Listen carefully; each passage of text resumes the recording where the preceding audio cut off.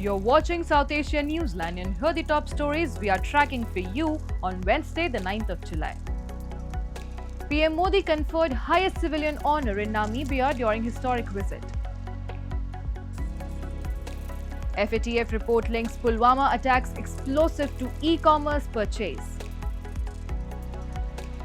And Bangladesh clothes makers uneasy amid Trump tariff push.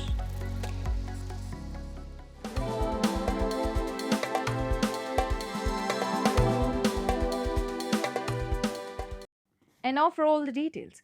In the final leg of his five-nation visit, Prime Minister Narendra Modi arrived in Namibia on Wednesday at the invitation of President Netumbo Nandi Nedetwa. This marks the third ever prime ministerial visit from India to Namibia, which is coming after nearly 3 decades. PM Modi received a ceremonial reception and a guard of honor at the airport in Windhoek. He was also warmly welcomed at the hotel by the enthusiastic Indian diaspora, which greeted him with slogans and cheers. Later in the day, the Prime Minister met the President of Namibia. Additionally, he was conferred with Namibia's highest civilian award in recognition of his contributions to the strengthening bilateral ties. This followed delegation-level talks and signing of several agreements to expand cooperation in key areas such as energy, security and healthcare. Namibia is one of the richest sources of marine diamonds, critical minerals and uranium in the world, vital to India's economic ambitions and energy future. PM Modi also paid homage to Namibia's founding father, the late Dr. Sam Nujoma, and was scheduled to deliver an address at the parliament, marking a significant moment in the ongoing relationship between the two nations. A new global report by FATF, the Financial Action Task Force, has raised red flags over the growing misuse of e-commerce platforms, citing India's 2019 Pulwama attack as a stark example. As per the FATF report, the materials used in explosives used in the Pulwama suicide bombing, which killed 40 CRPF personnel, were partly sourced through an e-commerce platform, specifically aluminium powder, a key component used to amplify the explosive power of IEDs. The report reveals that the logistics and preparations for the attack involved online purchasing, illustrating how terrorists are exploiting modern digital platforms to coordinate deadly strikes. The Pulwama attack was carried out by a suicide bomber linked to Pakistan-based terror outfit Jaish-e-Mohammed. Subsequent investigations by Indian authorities led to the arrest of 19 individuals, including 7 foreign nationals under the Unlawful Activities Act. Several assets, including vehicles and safe houses, were recovered during the crackdown. The global watchdog also touched on the issue of state-backed terrorism, warning that some countries continue to directly or indirectly support terrorist activities. While no names were mentioned, FATF said various member states and open-source intelligence point to ongoing state complicity. Notably, India has repeatedly accused Pakistan of providing safe haven to terrorist organizations, allowing UN-designated terrorists responsible for multiple attacks on India to roam without any impunity. Following the Pahalgam attack in May 2025, in which a proxy of Pakistan-based Lashkar-e-Taiba claimed responsibility, has been advocating Islamabad to be relisted on FATF's grey list for terror support. And the International Criminal Court has issued arrest warrants for 2 Taliban leaders in Afghanistan, Abdul Hakim Haqqani, Chief Justice of the Taliban, and the Supreme Spiritual Leader Hebatullah Akhundzada, accusing them of persecution of women and girls in the country. The ICC said that the two have committed crime against humanity by persecution of women on the basis of gender, gender identity, and expression, and that there are reasonable grounds to believe that. The court said Taliban, which is continuously trying hard to get international recognition, may face serious setbacks until it changes its course on women's rights. It has seized power in August 2021 after the US withdrawal from the chaos-hit state.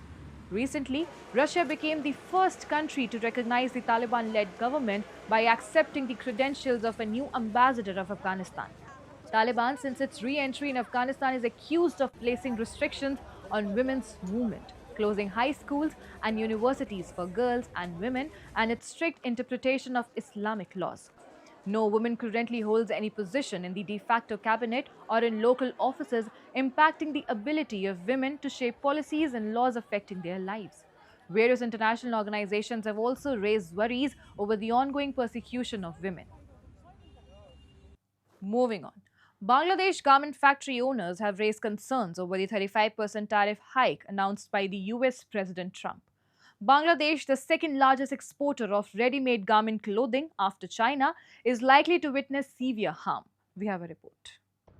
After US President Donald Trump's straightforward letter sent to Bangladesh Chief Advisor Muhammad Yunus on Monday, announcing a 35% hike in export tariffs from the country starting August this year, various ready-made garment factory owners in Bangladesh have raised concerns over the tariff hike, stating that this may even force many factories in the country to shut down and mass layoffs. Bangladesh is the world's second largest exporter of ready-made garment clothing after China, in nearly $40 billion global apparel market, one-fourth of which comes from the US. USA is the single largest importing country of apparel from Bangladesh. Obviously, it's not only the $8 billion industry. They affect us in many ways. We have invested a lot of time, a lot of effort, a lot of workers development, factories development, compliance, so many other things. Historically it happened actually. So obviously, other than the monetary value, it will affect mentally or in relationship wise in many ways. Bangladesh faces strong competition in the textile market from countries like India, Pakistan and Vietnam. Several factory owners producing for US brands said they were expediting shipments to complete deliveries by the end of July to avoid the looming tariff. Manufacturers in Bangladesh are anxiously awaiting a possible positive outcome of ongoing trade negotiations between Dhaka and Washington. We are going through multiple challenges. So if everything comes and kind of falls on us all at one time, I don't think we're going to be in a very good position at all. And it takes time for if every garment factory owner wanted to now shift to the European market or a newer market, that takes time. At least 6 months to a year, we're thinking, and that's not going to happen overnight. So, of course, factories will start shutting down. In a separate executive order, Trump also extended the pause on tariffs against several other nations to the 1st of August. This 90-day suspension of tariffs was to expire on the 9th of July.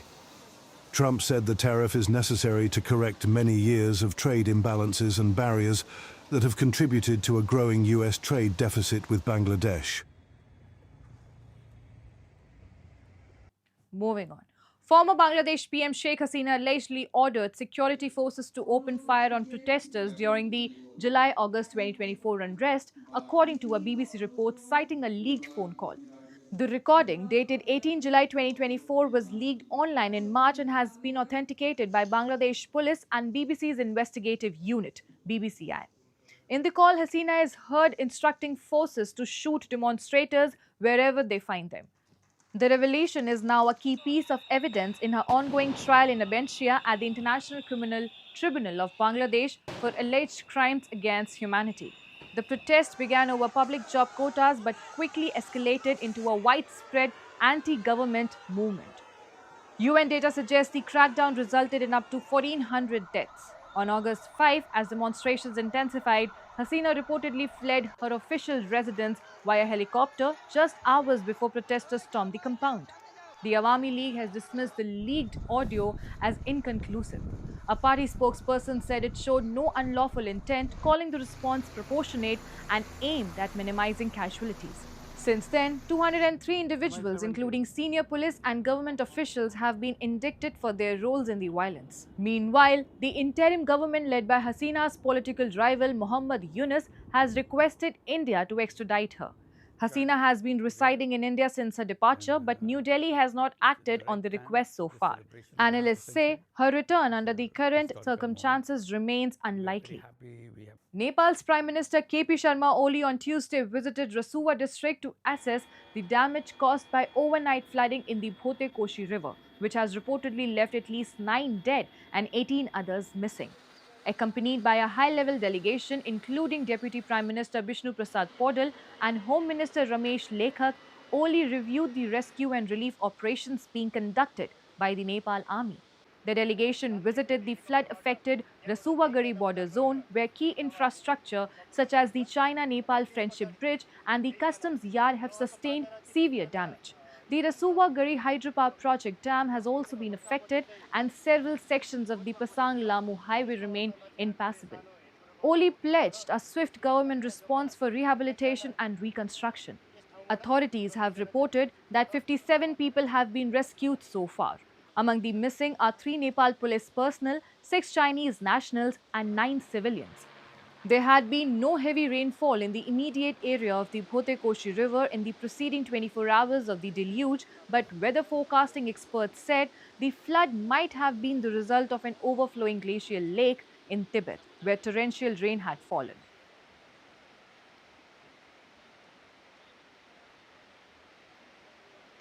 And that's all in tonight's edition. We will see you same time tomorrow. Till then, good night.